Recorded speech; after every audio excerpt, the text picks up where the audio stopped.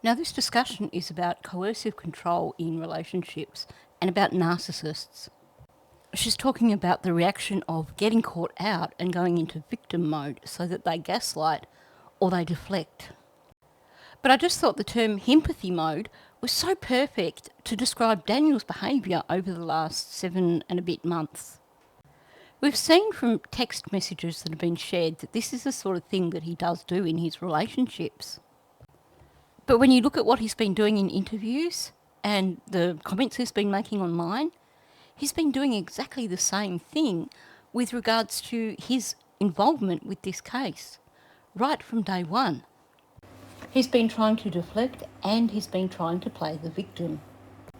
Now, there's subtle differences in how he does it depending on his audience, but over time we've seen an escalation in this behaviour because of people calling him out over the lies and inconsistencies, but also about the information that's been trickling out, which has been showing him in not so great a light.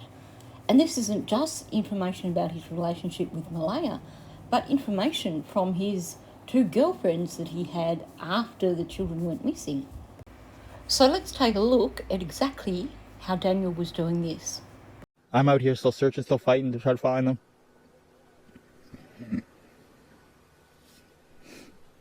That's all I can do. Jack just absolutely loves bugs, dinosaurs, and anything like that. Jack just absolutely loves bugs, dinosaurs, and anything like that. But now we need to acknowledge that over time Daniel has adapted his behaviour, so we only saw this fake crying at the very beginning. Now, to put it in context, these interviews would have been done around the 3rd and the 4th of May.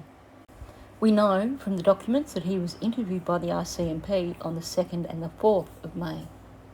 But also you had the altercation on the end of the driveway on the 3rd of May, where allegedly that arose because Malaya's family were blaming him for what happened to the children. So when he did these interviews, he already knew that he was quite potentially a suspect. Of course, the irony here is that this was the first the public saw of him, and the guy was really, really good at masking. So had he not done this fake crying, then a lot of content creators may have missed those original red flags that he was putting out. But for me, the first thing I saw about this case was on Plunder True Crime. Paula was doing a introduction to the case, and she played one of those clips that I just showed you. And the moment I saw him do the fake crying and then lift his hand and peer through his fingers to try and see what response he was getting from his audience, I went, whoa, okay, red flags, this guy did it. But of course, in his mind, he had the RCMP asking difficult questions. He had Malaya's family saying, we think you're responsible for what happened to the children. So he thinks that he's going to get out in front of it with the public and go for the sympathy vote. It's like the little kid who's done something really, really naughty, and they know that their parents are going to find out. So they immediately come in and they put on the tears, and you get a different version of the story where they're actually the victim in everything, and they want the sympathy so that when the other version of the story is heard, they believe they can turn around and say, that's not what happened, I told you what happened. We know that at this point in time he was blocked by Malaya, so he didn't know how she was going to react. He didn't know if she was going to come out publicly and say things about him.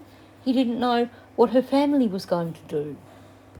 So he needed to get out in front of all that, and in his mind the best thing to do was this fake crying. But of course it backfired, because while so many people missed the micro expressions that were a dead giveaway, the fake crying was so obvious that you had so many content creators looking at it and going, wow, okay, we know exactly what's going on with this case.